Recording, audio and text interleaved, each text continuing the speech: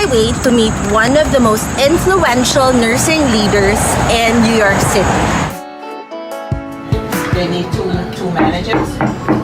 Okay, let me give you. Hi, Roseanne. Oh, hi, Janine. Hi, how are you this morning? I am great. What's up? So, how do you start your day? Oh, I start my day by pressing the snooze button on my alarm. Can I ask you a few questions? Sure. Okay. So where did you grow up? I grew up in Brooklyn, New York. Oh, so you're a real New Yorker. You can tell in one syllable where I come from. Oh, okay. In high school, did you want to be a nurse? I did not. I didn't know what I wanted to do in high school. So when was the moment you said, yes, I am going to be a nurse? Well, this might not be the best I want to be a nurse story, but I was applying for colleges and I didn't have any money or guidance or anything. So I was applying to CUNY's in New York and I had to pick a major. And I looked at the curriculum. I thought of what I loved, which is math and science. I had done so much volunteer work in service to the community, and and I loved Marcus Welby on TV. So I just thought, you know what? I think I'm going to do nursing, and it was the best decision I ever made. So which department in the hospital did you first work in? I started out on a 40-bed orthopedic unit, and that was in the day when we admitted patients having carpal tunnel surgery for 3 days. Oh, wow. Did you ever work the night shift? I did. The first 7 years of my practice, the hospital I was working in, you were hired for rotating shifts. You weren't hired for a shift. And I rotated 1 week a month on nights. So when did you start your journey as a nursing leader? It started, I think I was always very goal-oriented from the very beginning. I started out on that orthopedic unit. I wanted to get to the ICU. I got to the ICU and I wanted to be a charge nurse. And then I wanted to be the head nurse. So that was my start. I applied, it was called head nurse in those days. I applied to be the head nurse of my unit. Did you still have to wear your nursing hat? No, by the time I graduated, we graduated with hats. It's a very funny picture. I'll have to show you someday.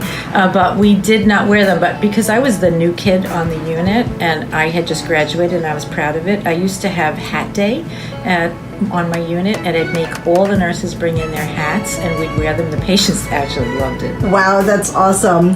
So I'm getting to that serious questions. Who was your biggest mentor? Ooh, that's a tough question. I've had so many mentors. Informal. It's not that I asked somebody, please be my mentor. It was more informal. So from kind of network to network and organization to organizations, you kind of get adopted for different reasons by different people. So it's really hard for me to pick one person. So many people have influenced my career. What was the greatest lesson you learned? As a leader? Yes. Ooh, or I was going to say, or as a mom. But as a leader, ooh, that's a tough one. I'm going to say be true to yourself and your values. Don't lose sight of that. So when was your big break and you landed a job as a CNO? My first CNO job. This is actually a mentor story. So I was a director at one hospital, and I was referred to be the CNO of a very small community hospital, only 120 beds. And it was a mentor of mine who gave my name to the CEO and said, I think she is the exact perfect person for you. And that was my first CNO job. That's so awesome. And what does being a CNO mean to you? It means, what does it mean? To me, it means being able to allow nurses to be the best they could be, and providing an environment for patients and families where nurses can be the best they could be means that the care is extraordinary. And I want patients and families to always have extraordinary care, and I want nurses and the whole nursing team to work in an environment that they can be the best they can be. That's what it means to me. And how can we young nurse leaders be better nursing leaders? Being a better leader. Well, I think it's really all a journey. You learn as you go along, and you self-reflect as things happen. And sometimes we tend to blame others or blame circumstances or make excuses for things that happen, and avoid being self-reflective on what we could have done differently to have a different outcome or to even feel better about it. And so I'm going to say self-reflection. That's so cool. So how do you balance your time for yourself, your family and friends, and how do you balance work? I don't balance very well at all. In fact, if you asked my husband, he would say I work 16 hours a day, I commute 2 to 3 hours a day, and I sleep for the rest of it, which is like 4 or 5, and he gets absolutely zero attention. So I would say my balancing is pretty bad. So I guess that's something that we need to all work on.